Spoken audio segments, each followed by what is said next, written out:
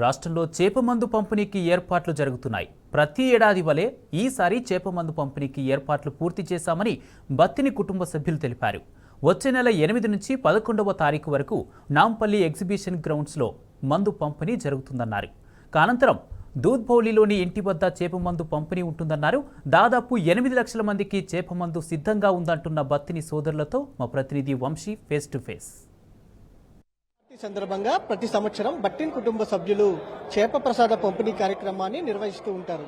ఈ సంవత్సరం కూడా ఈ కార్యక్రమానికి సంబంధించి కూడా బట్టిన్ కుటుంబ సభ్యులు సిద్ధమయ్యారు. ఈ సంవత్సరం ఎంతమంది వరకు వచ్చే అవకాశం ఉందని వీరు అంచనా వేస్తా ఉన్నారు. ఈ సందర్భంగా ఏర్పాట్లు ఎలా జరగబోతున్నాయి, ఈ చేప ప్రసాదం తీసుకునే సమయం ఏ రోజున ఏ సమయానికి ప్రారంభం కాబోతుందో మనం తెలుసుకునే ప్రయత్నం చేద్దాం. మనతో పాటు బట్టిన్ కుటుంబ సభ్యులు మనతో పాటు ఉన్నారు. వారితో మాట్లాడించే ప్రయత్నం చేద్దాం.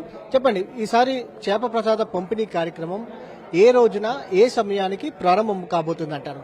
ఈ ఏడాది జూన్ 8వ తారీఖు 11 నుంచి ముహూర్తం ఖరారైందండి. అక్కడి నుంచి స్టార్ట్ చేస్తాము. అండ్ నెక్స్ట్ డే 9th 11 వరకు ఎగ్జిబిషన్ గ్రౌండ్లో ఇస్తాము. మిగిలిన ప్రజల వరకు అయితే అందుకోలేరో వాళ్ళు ఇంటి దగ్గరకు వచ్చి అక్కడ స్వీకరించవచ్చు.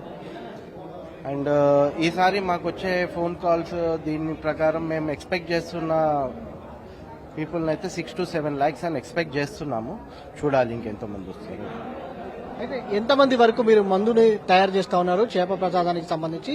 దీనికి సంబంధించి మీ కుటుంబ పరంగా ఎలాంటి సిద్ధంగా ఉన్నారంటారు? మేము అన్నిటికీ సిద్ధంగా ఉన్నాము.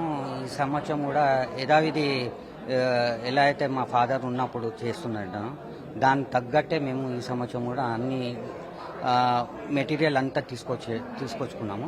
యథావిధిగా అయితే అదైతే హోప్ 8th జూన్ వరకు అన్ని రెడీ అయిపోతుంది. తరతరాలుగా ఈ కార్యక్రమం నిర్వహిస్తా ఉంది మీ కుటుంబము.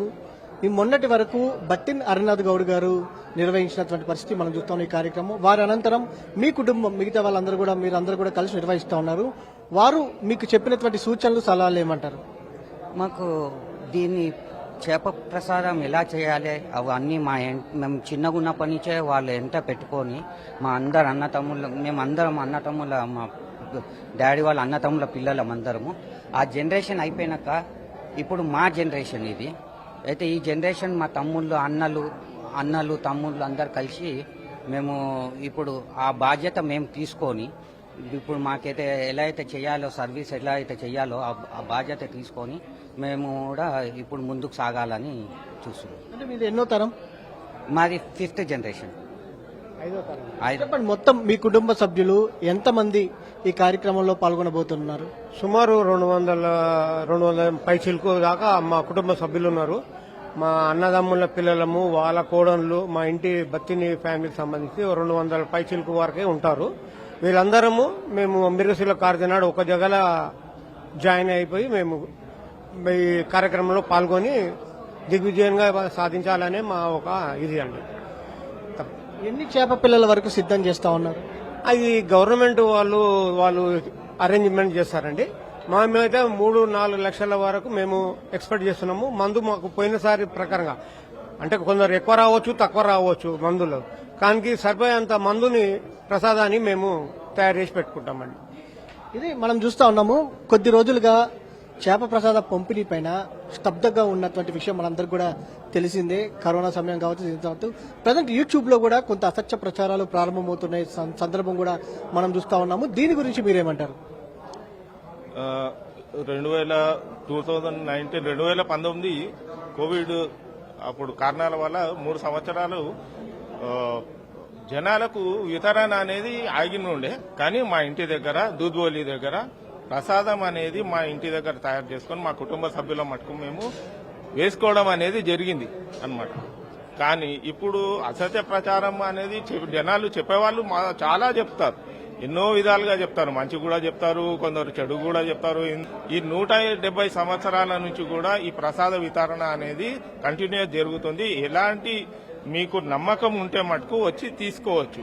అయితే ఇప్పుడు మీకు చెప్పాలి ఏంటంటే బత్తిని కుటుంబంలో 5 అన్నదమ్ముల్లో మా తండ్రి వాళ్ళు 4 లాస్ట్ ఇయర్ గత సంవత్సరము బత్తిని హరినాథ్ గౌడ్ స్వర్గస్థులైనారు.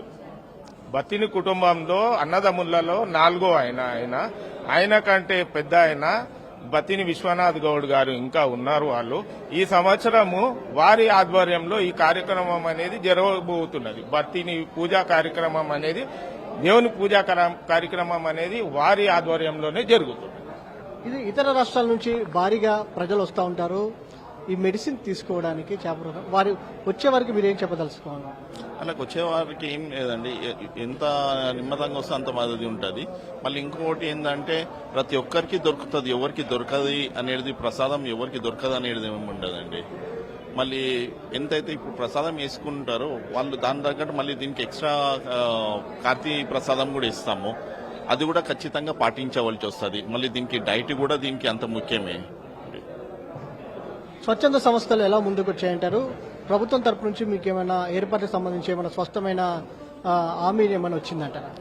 ప్రభుత్వం తరఫు నుంచి ఎప్పటిలాగానే మాకు కూడా మంచి రెస్పాండ్ అయ్యిండ్రు. మళ్ళీ స్వచ్ఛంద సంస్థలు కూడా వాళ్ళు ఎప్పుడు ఏ విధంగా అయితే వచ్చే వాళ్ళకి ఫ్రీ ఉచిత భోజనము, మళ్ళీ టిఫిన్స్ కానీ, వాటర్ ఫెసిలిటీస్ కానీ, ఇంకొకటి మెడికల్ హెల్త్ క్యాంప్ కానీ వాళ్ళు చేసేది ఖచ్చితంగా చేస్తున్నారండి. ఇది మొత్తం మీద తరతరాలుగా వస్తున్నటువంటి ఈ చేప ప్రసాద కార్యక్రమానికి సంబంధించి బట్టిన్ కుటుంబ సభ్యులు దాదాపుగా 7 నుంచి 8 లక్షల మంది వరకు కూడా ఈ చేప ప్రసాదాన్ని తయారు చేస్తున్నట్టు కూడా చెప్తా ఉన్నారు. వచ్చే నెల 8వ తారీఖున ఉదయం 11 గంటలకు ఈ చేప ప్రసాద పంపిణీ కార్యక్రమం ప్రారంభం కాబోతున్నట్టు కూడా వారు తెలిపారు. వీడియో జర్నలిస్ట్ మధుతో వంశీకృష్ణ, టీ న్యూస్, హైదరాబాద్.